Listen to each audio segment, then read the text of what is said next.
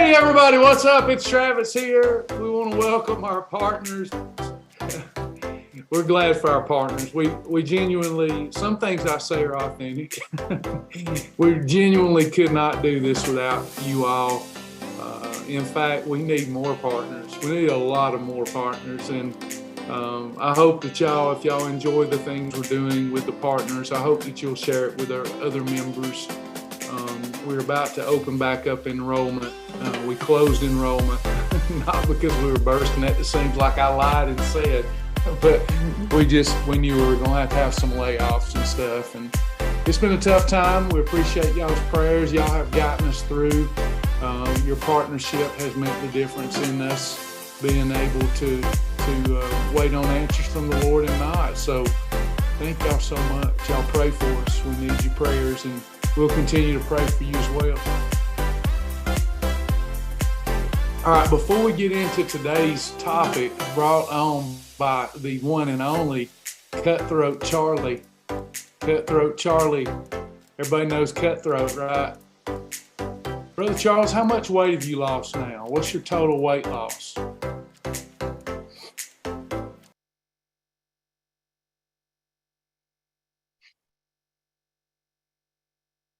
£170, y'all. How about that? How about our partners before we get started today? Let's change I've already brought some darkness into our lesson today, so let's bring some light. How many pounds have y'all lost total? Let's do some celebration.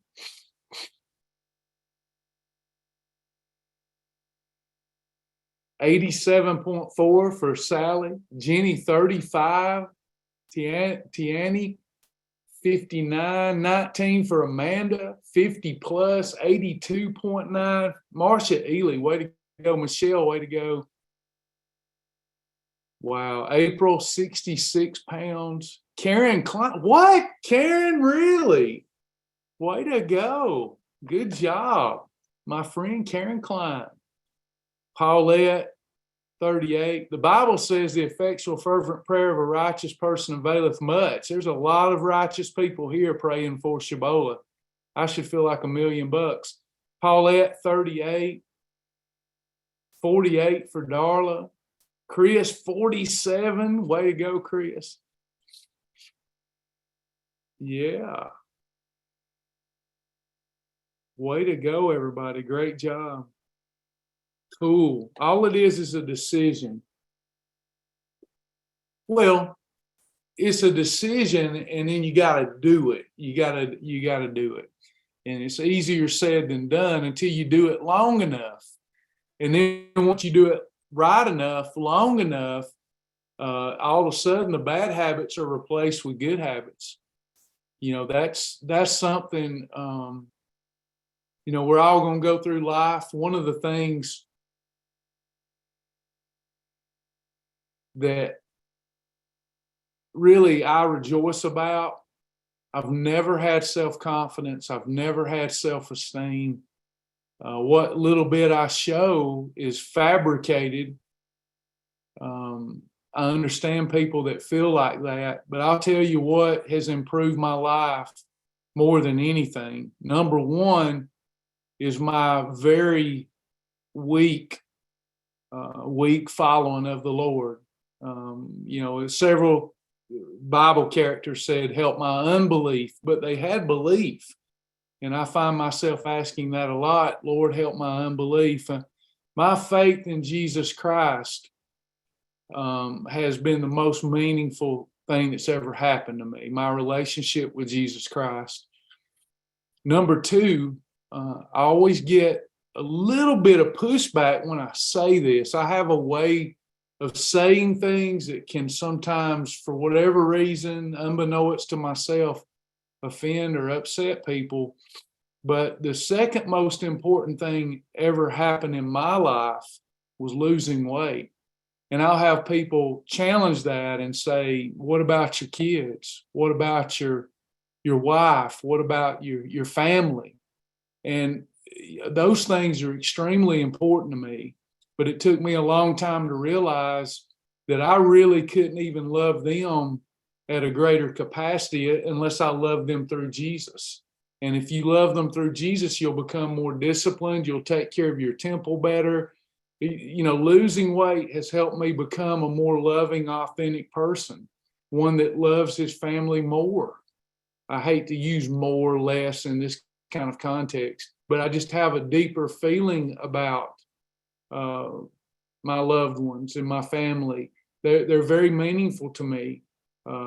But second, I would have never got to that point if it had not been for losing weight.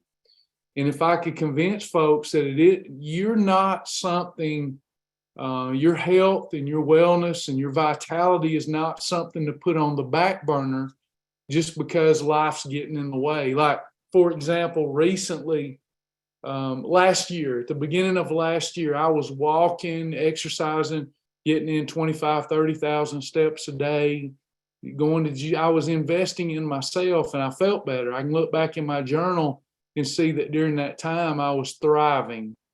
I was doing some walking challenges with my mom and dad and Karen, and I was really doing well. And over the last 3 months, because I've let life get in the way, instead of exercising daily, I've slipped to about 3 times a week, maybe. And it's like I can feel it too. My self-confidence, self-esteem, how I handle crises, how I handle the good times, it's all changing. Taking care of ourselves is so important, mentally, emotionally, and physically. You just got to do it. And you think you don't have time to do it because a million things are yelling for your attention. But you have to put yourself first. In my journal, you'll see this a lot of times in my journal, not daily, but a lot of times you'll see I'm living the 22-hour day. Anytime I get off track and I need to recenter, I go back to the 22-hour day. In other words, 2 hours a day for me. Now, that may be watching Netflix, but rarely is it. Most of the time, that is going to the beach to walk. And very fortunate to live by the ocean and to go and walk and listen to my Bible. That's time for me. You've got to spend time for yourself.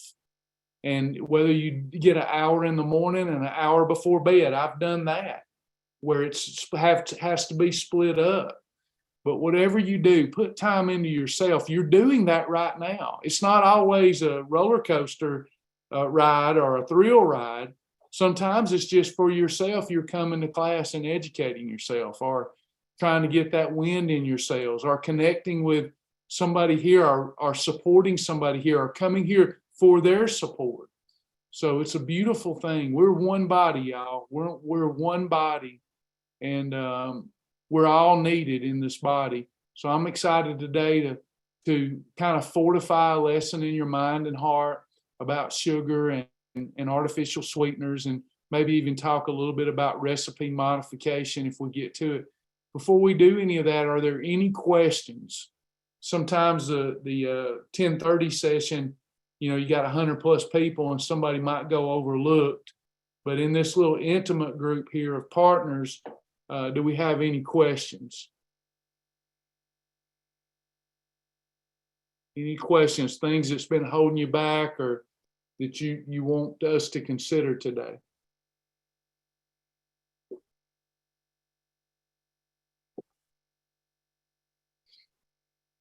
Anyone?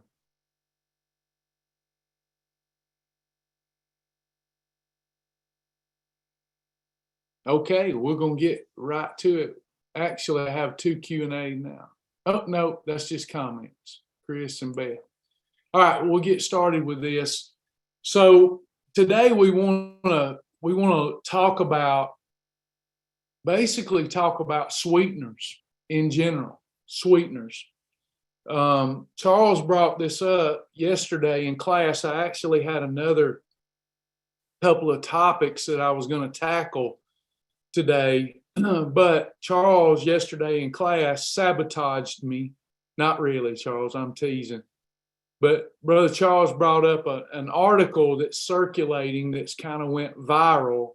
It's trending that artificial sweeteners, sugar alcohols, cause cardiovascular disease, stroke, heart attack, these types of things. And of course, I went on a rant, and then later I got to thinking about it, and I thought, well, I better go do some research. And sure enough, we got 2 or 3 more people messaging us about this study, and they were concerned about Shibboleth.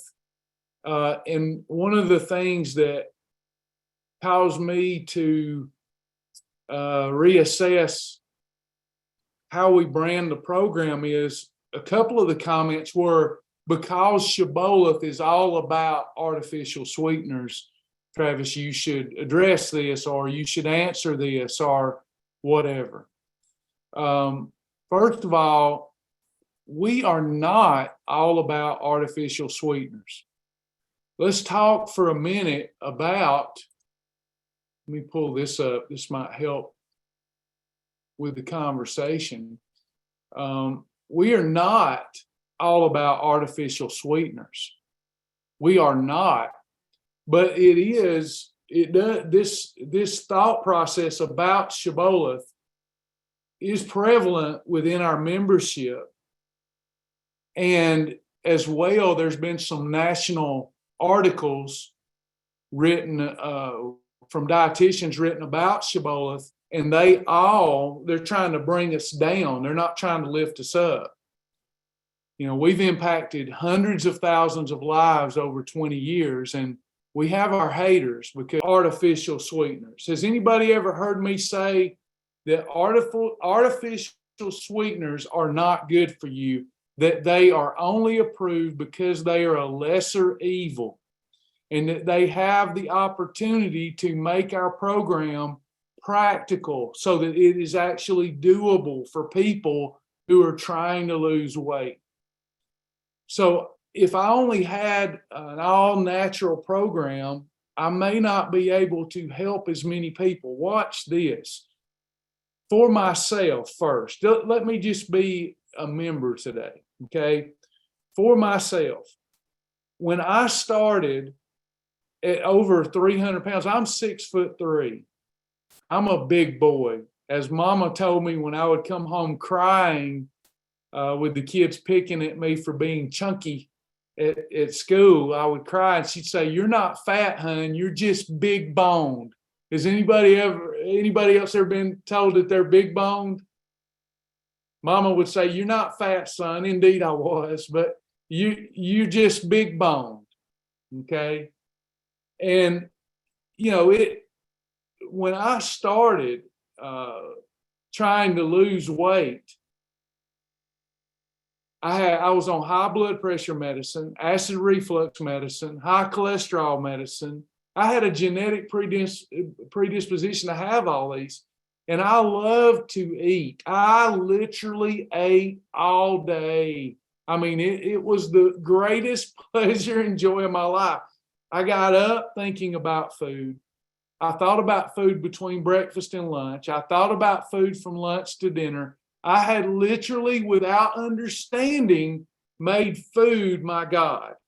Now, I don't mean with the uppercase G. You know, when you read the Bible, if it's an uppercase G, we're talking about the God.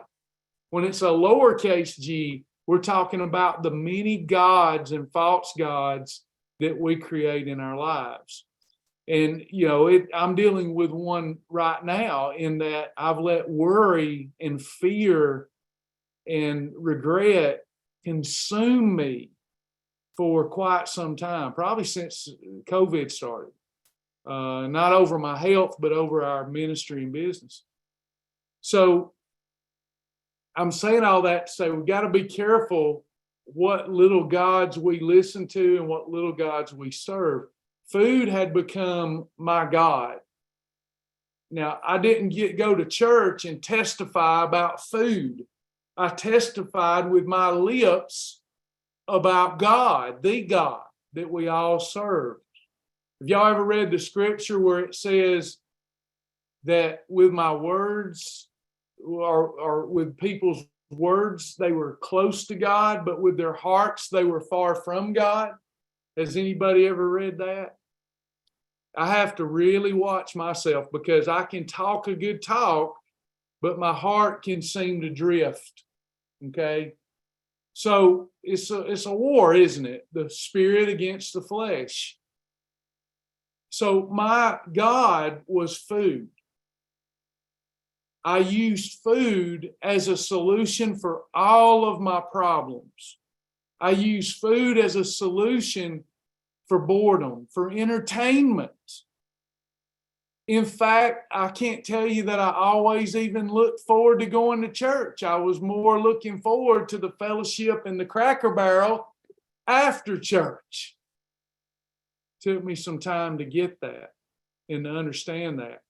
When I started trying to lose weight because I was sick and tired of being sick and tired, I thought, by the way, when I first started trying to lose weight, I didn't do it for the right reasons. Sometimes the wrong reason will get us going, and that's fine.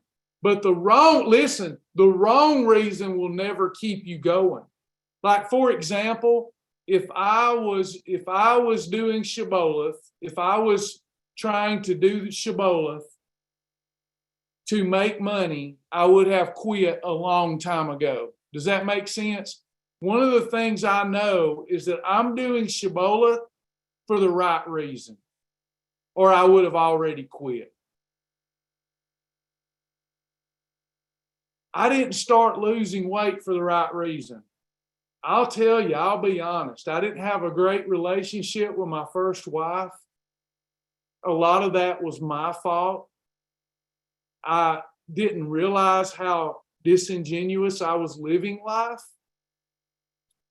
I didn't realize how disingenuous maybe she was. Maybe she wasn't. I don't know. She's not here to defend herself.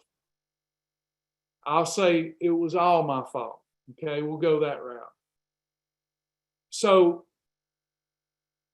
I wasn't happy. I was sick and tired of being sick and tired. I wanted her respect. I wanted the people around me's respect. More than being on all the blood pressure medicines and all this kind of stuff, I was tired of people looking down on me. Has anybody ever felt that? And I thought I was probably wrong, but I thought they were looking down on me because I was fat. That's how I talked to myself. You know, I would use all kind of things. You know, I thought maybe my dad was closer to my brother because my brother was more manly. He was, you know, my dad and brother have a lot in common. Both of them very, very manly in all of their pursuits and hobbies and how they work. And I never could do any of that stuff. And I thought, you know, if I lose weight, maybe my dad will think more of me, or, you know, all these fallacies. But nevertheless, it was true. And then my wife, she, you know, was always giving me a hard time about my weight. And, you know, so one of the things I thought, I'm going to do it for revenge. I'm going to look good naked. Has anybody, y'all heard me say that? I would say, I'm going to look good naked. I got started for the wrong reasons. And those reasons weren't enough to keep me going. Over time, I evolved and I changed. And now my reasons, that's still a thing for me. I just never felt like I looked good or was attractive. And so, you know, that's a big part of it, but it's not the primary purpose for me anymore. As I get older, it's more about I want energy. I want to be able to do the things I love to do. I want to live a life of moderation and self-discipline under the Lord. You know, the longer I go in my faith walk, the more I realize I'm connected to God all day, every day in my spirit and with my intentions. And the intentions of my heart do matter. So when I'm eating a meal that's very restrained and approved, I know God is looking upon me and seeing that, you know, Travis could be eating whatever he wants, but he's eating unto me. You know, so the Bible says whatever we do, eat, drink, whatever, do it unto the Lord. And I keep aspiring for my life to be dedicated and immersed in the God that I've met over the last few years. So when I started, it's just I wanted to look better. And by default, I come off prescriptions or whatnot. When I started the program, I was allowed 3 meals a day and up to 2 snacks a day. Remember, I wrote the program, so I understood controlling insulin, and I wanted to eat as much as I could and still lose weight, because at that time, food was my little God. If you had told me when I was over 300 pounds that I would have to eat like I eat today, 1 to 2 meals a day, and actually prefer that now, there's no way I would have done this program. Now, this leads us into our lesson. If you would have told me back then, like today, if you said, Travis, you can never, ever eat again. You can never eat again anything that has processed sugar in it. I could do that. I could do that. I'd probably go, thank you. I appreciate the challenge. I can do that. But when I started, I could not do that. I needed a program that met me where I was at. And when I got started, I could have 3 meals, 2 snacks, and I craved certain things. I craved Moose Tracks ice cream, Mayfield Moose Tracks. Boy, did I crave. I loved it. I mean, I would have that 4 or 5 times a week. If you had taken that away from me, if you had taken my Coke, my colas away from me, if you had taken my Baby Ruth bar from me, if you had taken my Nestle Crunch bar from me, if you had taken my cornbread from me, if you'd taken my spaghetti from, if you had taken all that from me, no pasta, no bread, no sweets, I don't think that I could have stuck with it. In fact, I never had before. Little things like, okay, getting rid of my cola and exchanging that with a diet cola. I knew that aspartame wasn't the best thing for me, but the question was, would it allow my body and my chemistry to be, would it help optimize my chemistry better than processed sugar so that I could efficiently lose fat? And the answer was yes, which we'll get into today. So, but when people say that the program is all about artificial junk, it hurts my heart, because it's so much more than a diet. When we start the program, we can eat as clean as we want to eat.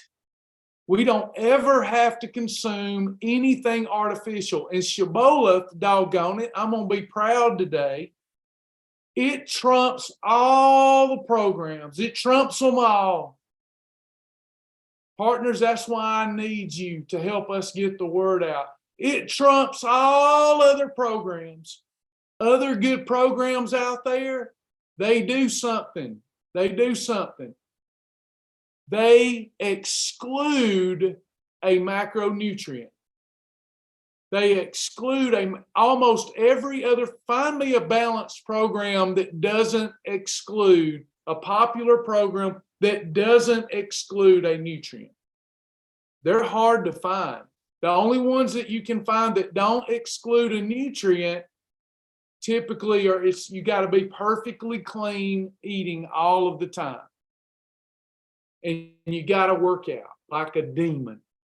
Okay, Shibboleth doesn't exclude a macronutrient. Does anybody remember the 4 macronutrients according to our program?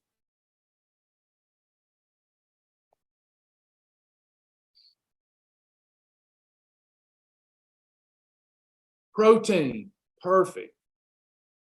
Let's have a little recap and discussion. Protein, fiber is not one, Sally, but it's a part of one.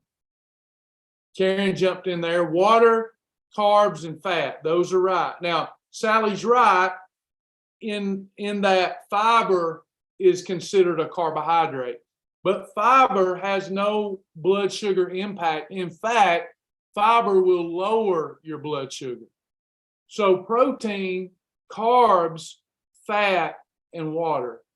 Out of those four, which one has the least calories per gram? Water. So is water a good bang for our buck if we're trying to lose body fat? Absolutely. Satiety, it allows us, if we're properly, did you know if you're dehydrated, you cannot efficiently burn fat? If you're working out a lot, you better be doing a little Advocare Rehydrate or some electrolytes. You want to stay hydrated or you will not burn as much fat as you could. Water in, fat out. It keeps the bowels working. Water is a beautiful thing. Beautiful. So water is the best bang for our buck. Now let's move water to the side. Then we've got edibles, right? Not that kind. Protein. I live in Florida, y'all. So edibles is a thing down here. You know what I mean? So protein, protein, carbohydrate, and fat. Okay. Out of those three macronutrients, whether we're trying to lose weight or gain muscle, you can't do both at the same time. But whether you're trying to lose fat and preserve muscle or gain muscle and limit the amount of fat you put on, what's the most important? Protein. Good job. Protein has a very high thermic effect. Protein slows down blood sugar elevation, which means we'll end up getting less insulin. Protein. We should all be on a protein-centric diet. Next, if you're trying to lose fat, if your goal is primarily fat loss, what's the second most important macronutrient?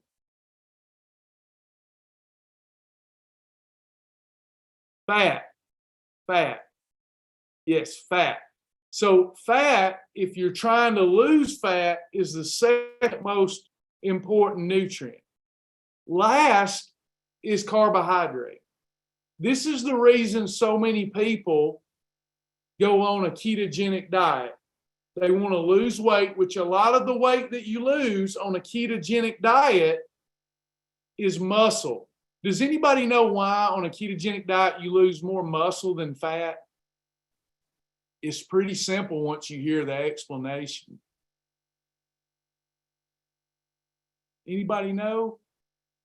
Bonus question.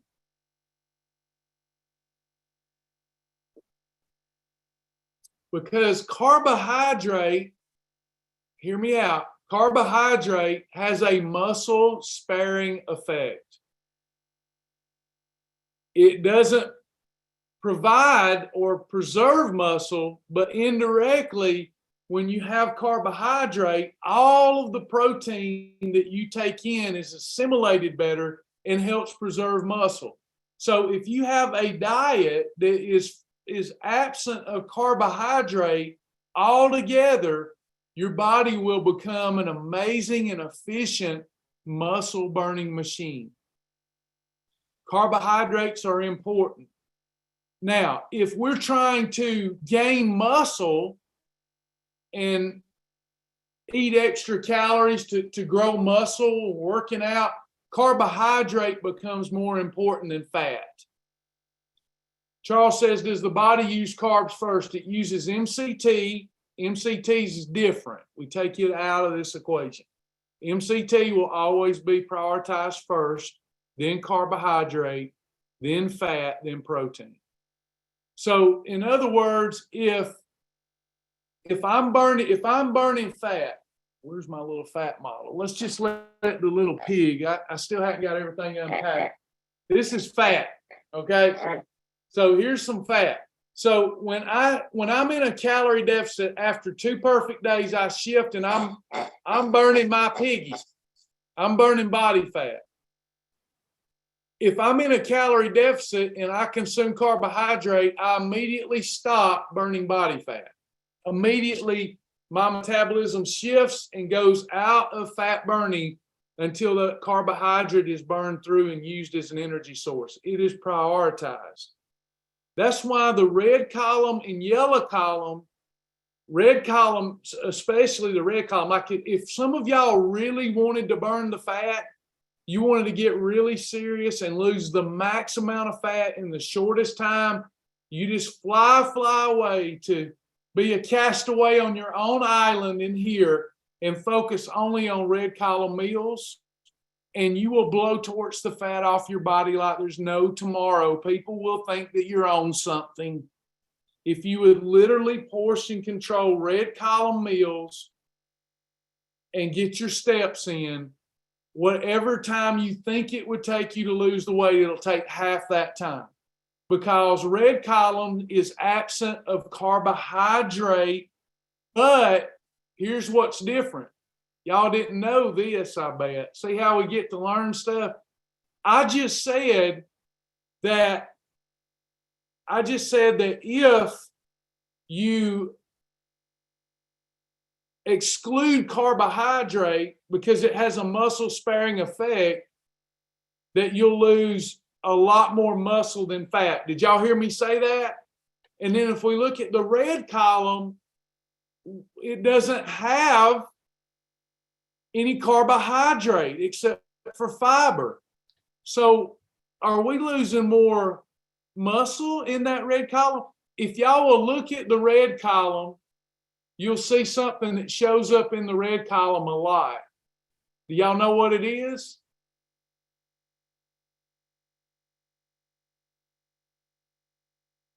MCT, smart people. The MCT oil replaces our carbohydrate so that we still have a muscle sparing effect, which means a metabolic sparing effect. Is that not cool? MCT.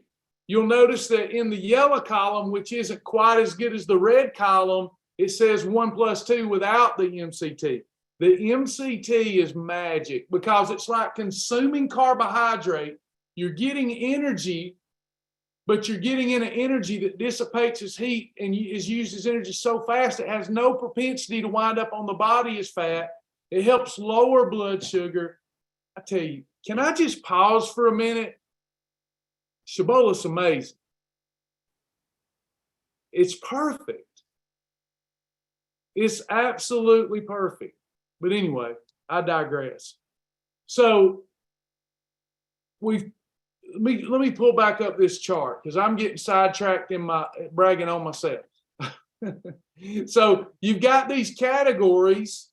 When you get started, we meet you where you are. We will have the ability to replace sweet stuff, salty stuff, all those things that we used to eat that cause us to gain weight. We're going to replace them with things that help us control insulin and that the body has a harder time converting to fat and storing as fat.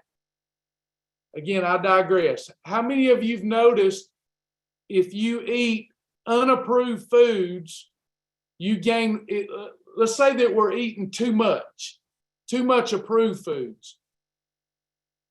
It's an eye-opener when you pay attention that when you overeat unapproved foods, you gain weight back blazingly fast. But if you overeat approved foods, the weight gain is slower. Has anybody noticed that? That if you're just overeating approved foods, you still gain weight, but you gain it back slower. The reason being you're not having that huge insulin spike. So when I started, I knew that it was all about controlling insulin. I knew that it was more about controlling insulin than it even was controlling my carbs.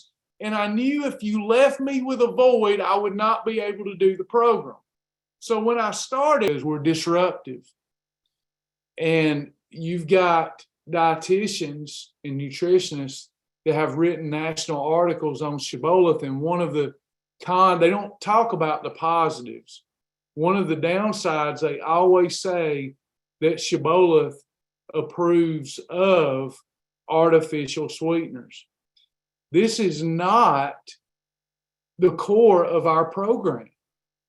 In fact, I have been teaching for 2 decades and saying and holding the line that you shouldn't consume.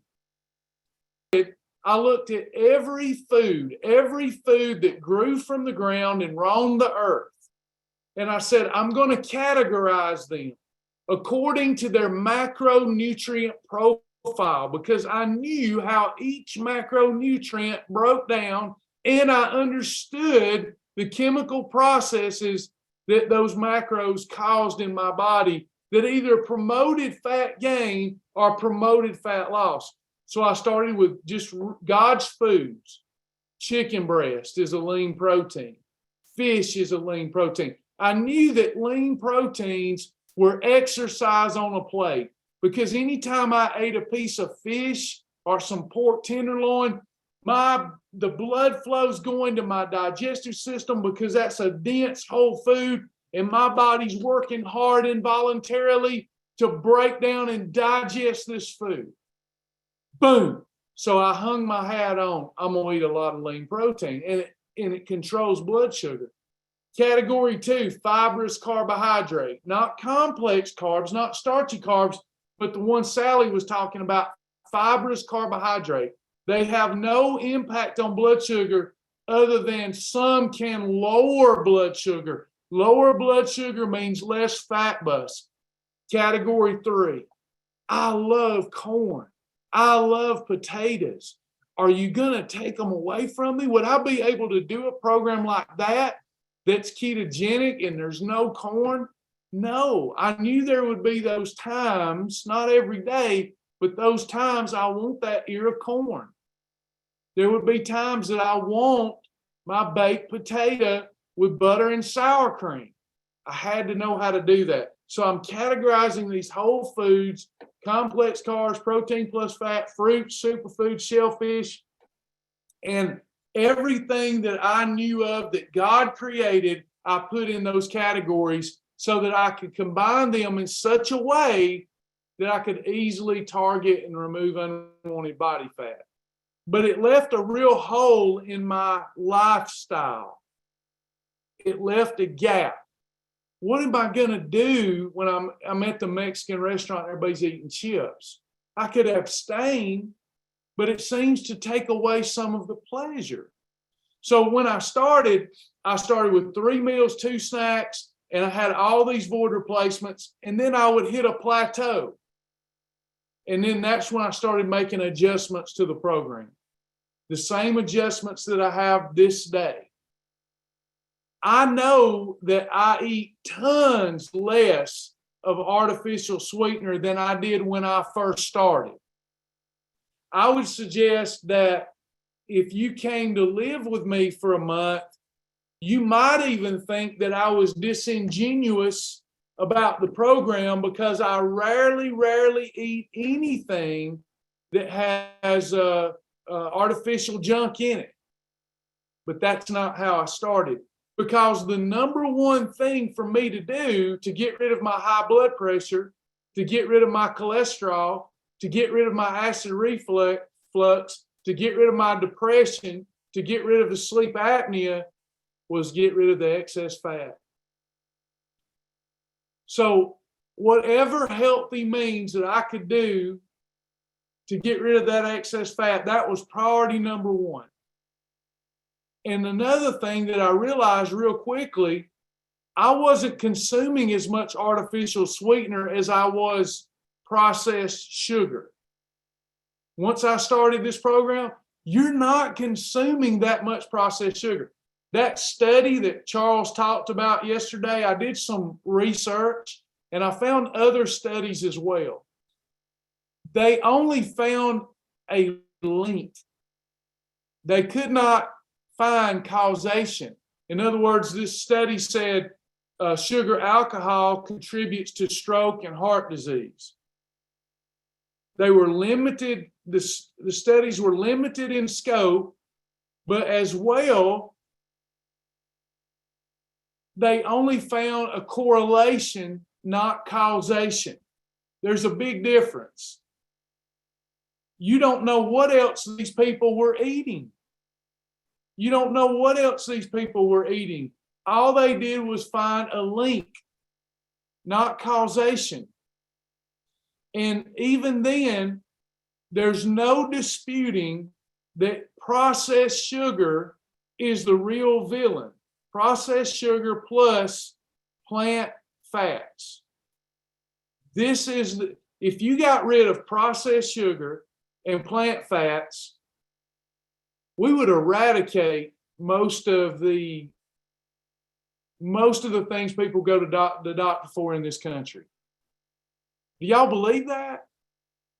I'm sincere here. Do y'all believe this? You would eradicate health insurance costs would go down 80%, at least. You would eradicate the undersupply of doctors. You would eradicate Big Pharma's profits. Oh, we just hit something there, didn't we? You would eradicate Big Pharma's profits because most of their profits come from drugs that are treating an unintended consequence of obesity. Does anybody doubt that? Do you think I'm being Alex Jones here and coming up with fake conspiracies? It is a fact. You would eradicate it. So listen, I have a question. Why in the heck are all of us intelligent Christians not putting two and two together, figuring this out, and just getting off of this evil drug, processed sugar? And then you go online, you don't think that there's 1 million bot blogs generated by bots, blogs that just vilify xylitol? You'll eradicate obesity. And if you eradicate obesity, you can't do that. How does Big Pharma make its profits, folks? What is the leading cause of cancer? People fight me over this until I whip out an interventional study. Excess fat. Did you know excess fat is the main culprit as far as you holding on to toxins that end up violating the integrity of your cells?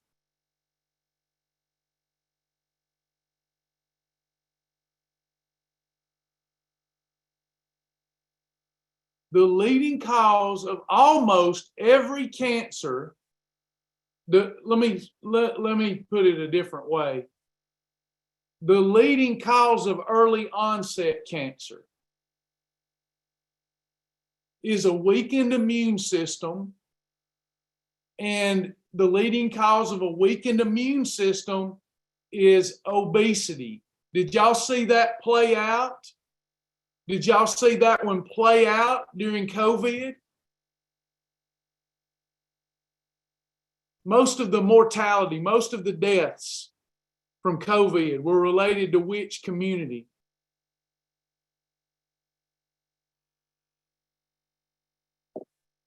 The obese, 30 pounds or more overweight. So us intelligent people, if there's a fix for this that can be had in less than a year, why aren't we rejoicing? And we're going to keep unpacking this. I'm a little all over the place, but I'm going to get to the point in a minute. Couple of questions before I get back to the content, in case somebody has to go. Does artificial sweeteners cause headache? Some people report that they do. There's no evidence that they do. And what I ask people all the time is if they say, well, I had something with artificial sweetener in it and I have a headache. Have you ever had a headache when you didn't consume artificial sweetener? See, a lot of times we link things like being superstitious almost. Being superstitious. I'm not saying they don't cause a headache. A lot of things cause a headache. But it's like, there's certain rituals that I have where I'm too superstitious because I might have did something and then this happened. So I link the two together. And as you believe it to be in your heart, so it is. So if you think your headache's coming from artificial sweetener, ain't nobody talking you out of that. You might as well give up artificial sweeteners. But is there something out there that says artificial sweeteners cause headache? No, no. Does Spark help with hydration or just rehydrate? Anything with water in it, April, will help with hydration. But anything with caffeine in it needs to be matched with a little more water. And Spark has caffeine in it. You are getting hydrated, but caffeine it dehydrates you. So you still need to get in your water. You'll get a little hydration from Spark, but not like you would from water. Is fiber gourmet pasta included in the red column meals? No, it's not. Some people would use that, and I wouldn't. They would call it a red column, but to me, that's more of a yellow column. Chastity's wanting to know if anybody will do Whole Food Shibby Challenge with her. I'll do that with you. I can't do it this week, but I'll do it soon. I won't do it for long. All right, so I'll get back to it so I don't weary you. Let me get back to our PowerPoint.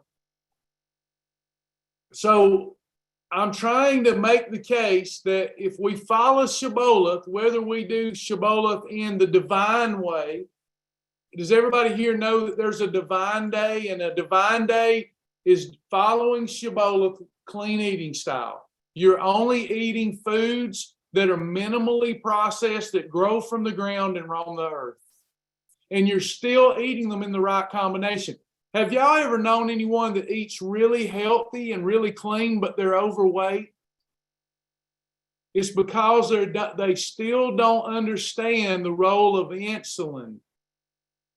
And they still don't understand that protein and fiber help neutralize insulin. So when we're talking about Shibboleth in its original form, it's the cleanest program I've ever seen. You don't have to ever consume artificial sweetener.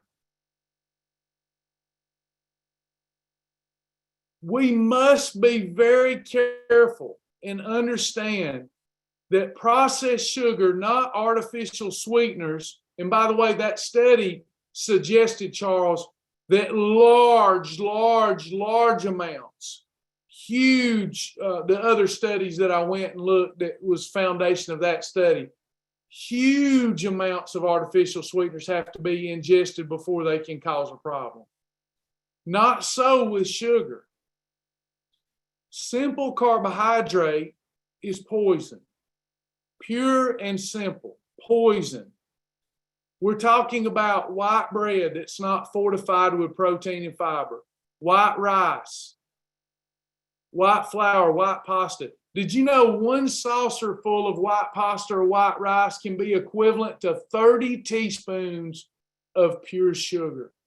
When we consume 30 teaspoons of pure sugar, our blood sugar goes through the roof. And then our pancreas secretes a ton of the fat bus.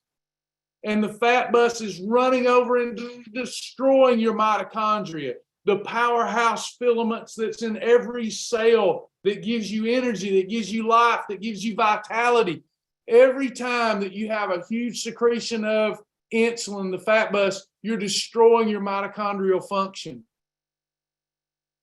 White bread, white rice, white pasta, white flour, evil.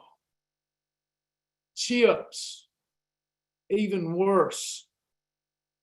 Regular chips are nothing but starch, which elevates blood sugar like nothing else, coupled with fat. What are they cooking those chips in? Are they frying those chips in MCT oil?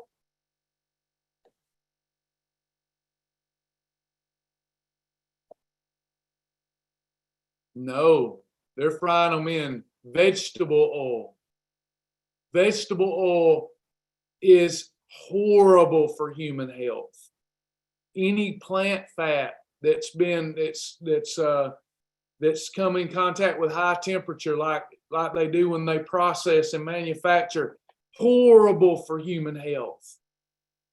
It's like the worst possible thing you can consume. You're consuming starch and you're consuming plant fats that have been processed and their integrity violated, and we consume that stuff and it just does untold damage in us. Thank God for our amazing regenerative bodies that God has given us, but if we just keep abusing and abusing, it's a recipe for disaster. And we're seeing that across the United States and across other modern industrialized countries. Cereals, puddings, cakes, ice cream, crackers, something as harmless as a wheat thin, everybody, is a problem. Candy, cookies, breaded and fried food. These things cause the fat bus to come, and any fat, even good fats that you ingest, fat bus is going to suck it up and going to put it right on your rear end. Check this out. If you go to the grocery store, this kind of stuff makes me mad. You'll see like a palm drink. See, you know that sugar frosted flakes aren't great for you. You know oatmeal cream pies aren't great for you. You know chocolate chip cookies aren't great for you. But you would expect that these palm brand drinks, pomegranate, well, look at what it says. 100% pomegranate juice. Are pomegranates in their natural state good for you?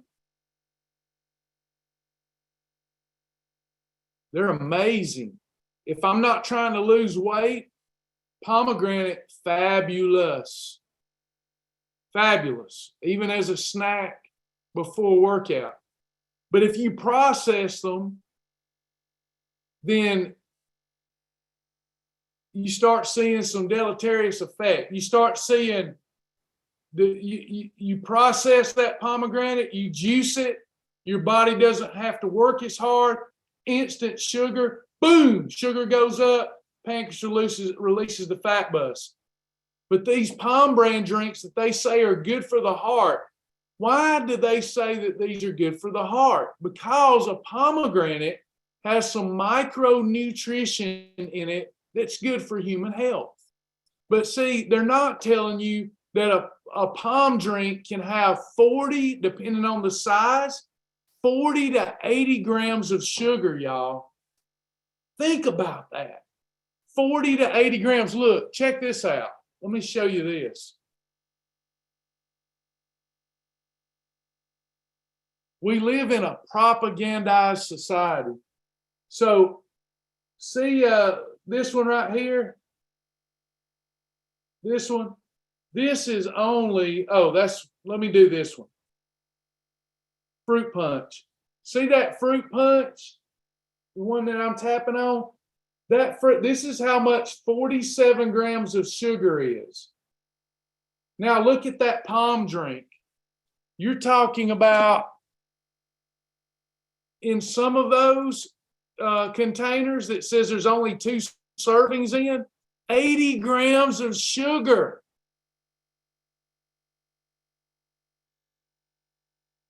Do you think the little bit of vitamin C and vitamin B in that is going to offset the 80 grams of sugar?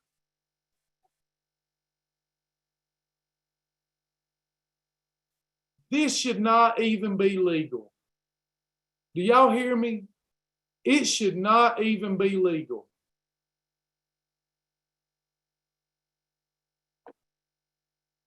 Then we have other items. We have whole milk. People think whole milk's good for you. What is whole milk high in? Whole milk high in elevated levels of fat and sugar. It's insane to drink that. We have replacements. Have y'all noticed another trend here?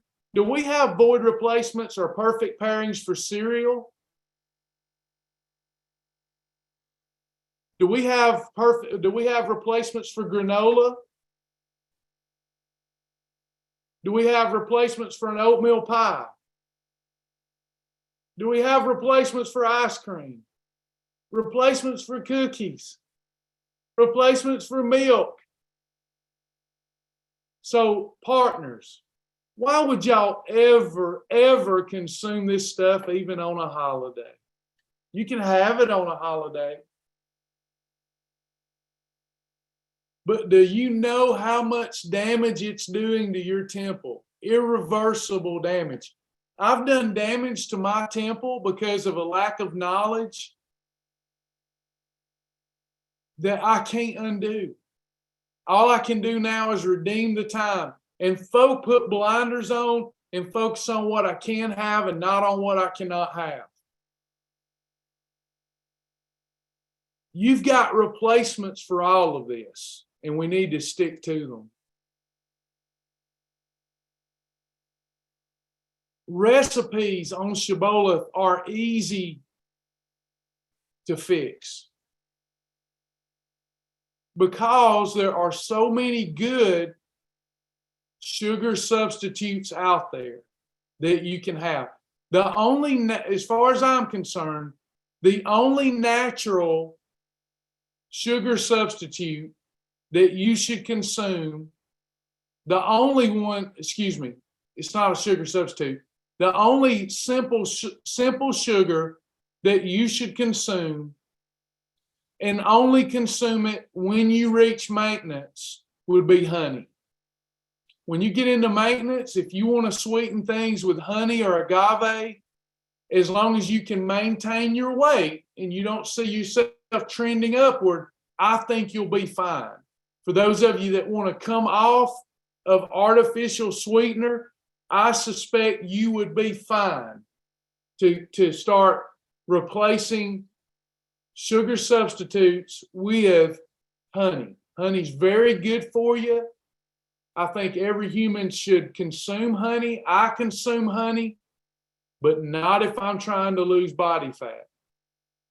If we're trying to lose body fat, we want to sweeten things that are unsweetened that we need sweetened with allulose, Splenda, aspartame, saccharin, stevia, xylitol, erythritol, or luhangu, or I don't even know how to pronounce it. Lisa, see this word here? Luhangu, or whatever. That's monk fruit. Monk fruit is a sugar alcohol. And that's what the study that Charles referenced yesterday was saying is bad for you. Let's make some notes here, everybody. When we're looking at these sweeteners, here are the two that are the worst for you. Are y'all ready to take some notes? Now, they all are better than processed sugar. They're all better than processed sugar because you don't get the huge elevation in your blood sugar, therefore the insulin connection doesn't take place. The worst of these, the ones that are the worst of our approved sugar substitutes, is aspartame and saccharin, not sucralose. Aspartame and saccharin. So a Diet Coke, which I need to not drink as many of, aspartame and saccharin. These have been shown in some studies to have a correlation to early onset Alzheimer's and dementia.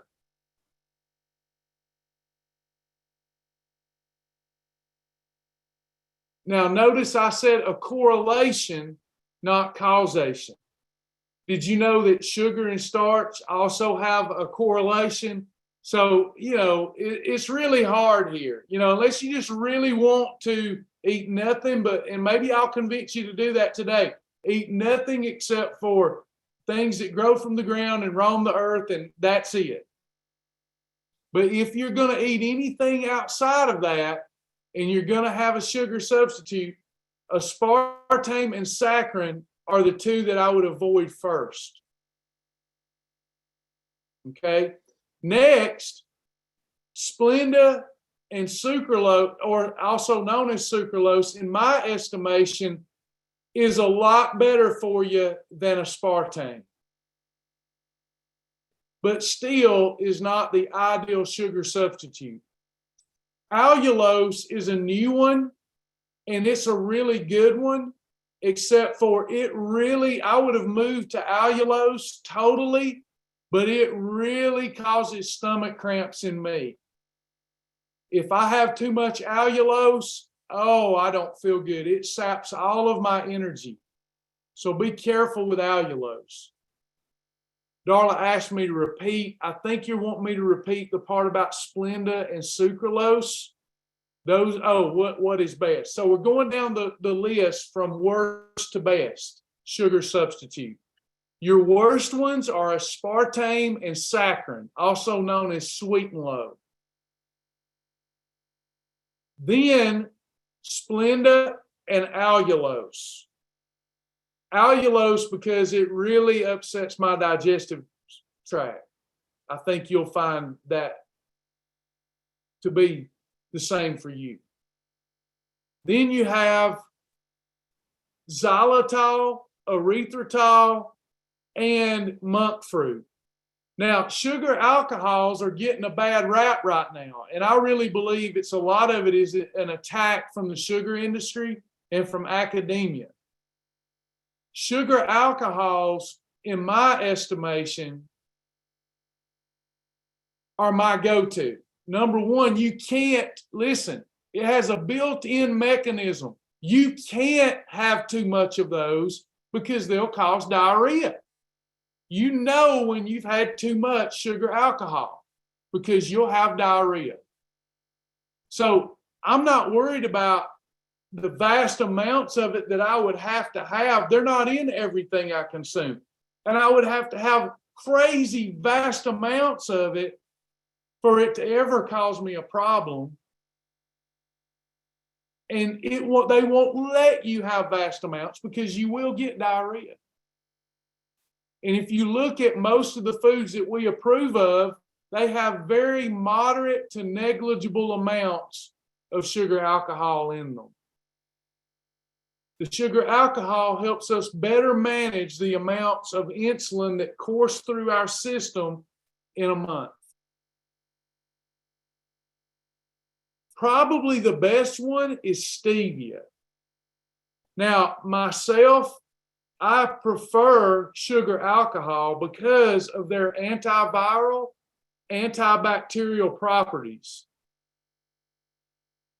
Stevia is probably the best of them, but I don't like the aftertaste of stevia. The only way I can get away with stevia and still enjoy my lifestyle is to make sure that it's partnered with things that mask that aftertaste. But any of these and all of these, in my estimation, if you're overweight, are better than processed sugar. Any questions about these? In fact, I chew on xylitol gum all the time. Good for your teeth, antibacterial, antiviral. Yeah, monk fruit, Sally, is awesome. I really like monk fruit. Doesn't have that as bad an aftertaste as some of the others.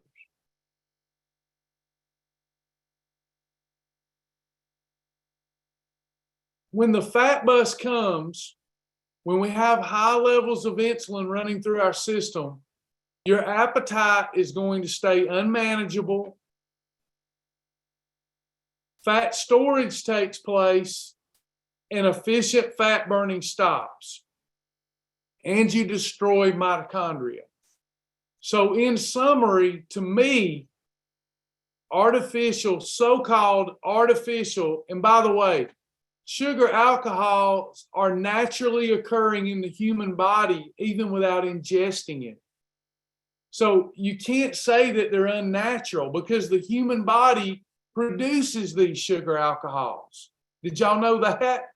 So in fact, I'm playing into the narrative that they're artificial when they are not artificial. Anything that the human body can produce on its own is natural. Do y'all understand where I'm coming from? So I like to say, the only reason I don't is because we have people that are nutritionists at Shibboleth trying to lose weight. And they often will say, yeah, but those are artificial. And I go along with the narrative, but they're not. Sugar alcohols are produced by the body. Therefore, they are natural. What we're trying to do is put together a lifestyle that's practical, sustainable, and fun, y'all, that neutralizes the effects of this bad boy right here on this slide. Yes, you have to operate in a calorie deficit, but whatever you're consuming, if you're trying to lose fat, you got to neutralize the fat bus. You got to neutralize it, or you're not going to lose body fat. When we'll have a recipe class, I put on the roster in coming weeks to have a recipe conversion class. It's going to take considerable effort to put that together for me. Not effort, but some time. But I want to show you how easy it is to take almost every single recipe and simply replace the sugar and replace the fat, and you got a Shibboleth approved recipe. That's how we come up with thousands of recipes. And they almost always even taste better when you replace the harmful fats in the recipe with approved fats, Shibboleth approved fats, and replace the sweetener with one of these sweeteners that we've went over today. And boom, you've got every recipe at your fingertips. Almost all. You have to still watch out for combinations. You don't want to see too much category 3 or 5 with ghee butter or coconut oil, etc. It's pretty easy to modify almost any recipe and make it Shibboleth approved. All right, any questions before we go today?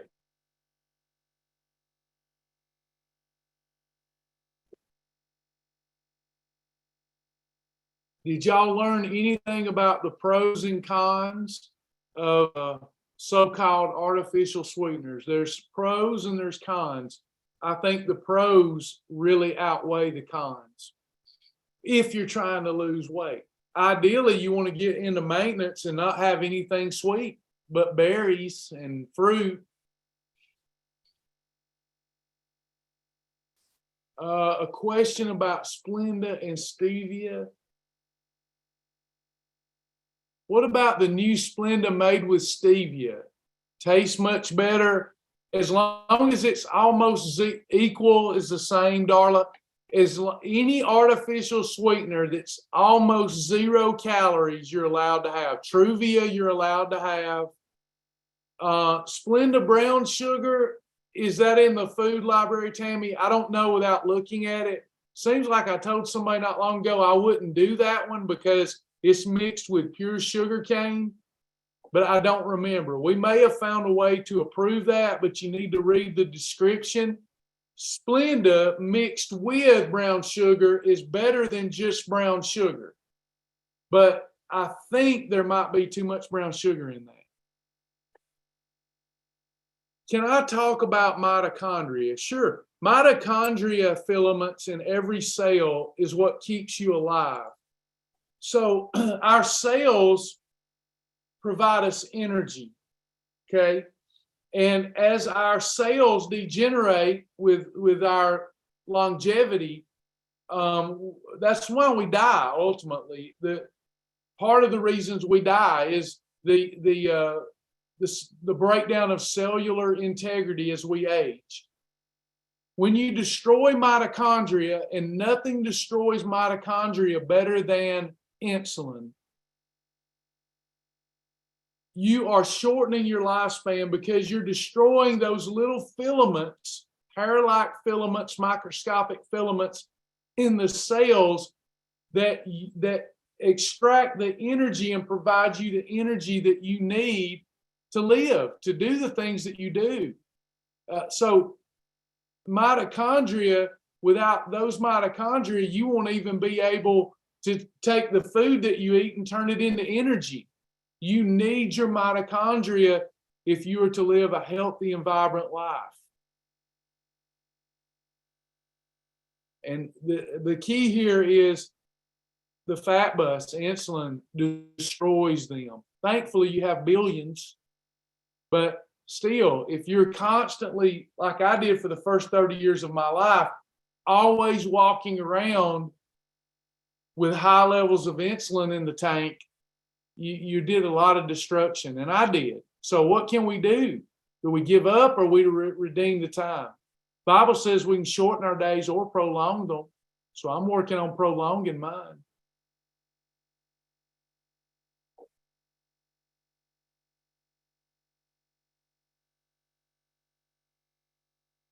Focus on what you can have, not on what you can't have. You know, I had a dessert, not quite a lion day like Charles and I are trying to have, but pretty close. My dessert yesterday was strawberries, fat-free Cool Whip, and hemp flakes.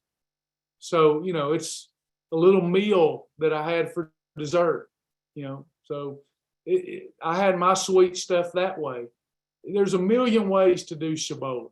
You just got to find the way that works best for you. But there's a million ways to do Shibboleth.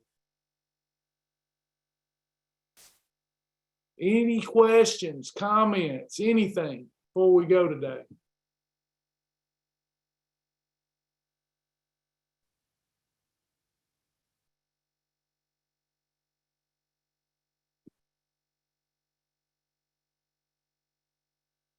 Are my partners happy?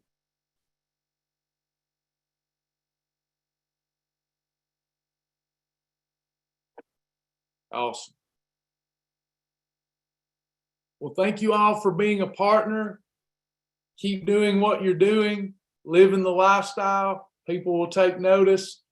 And thank you for helping us change and save lives.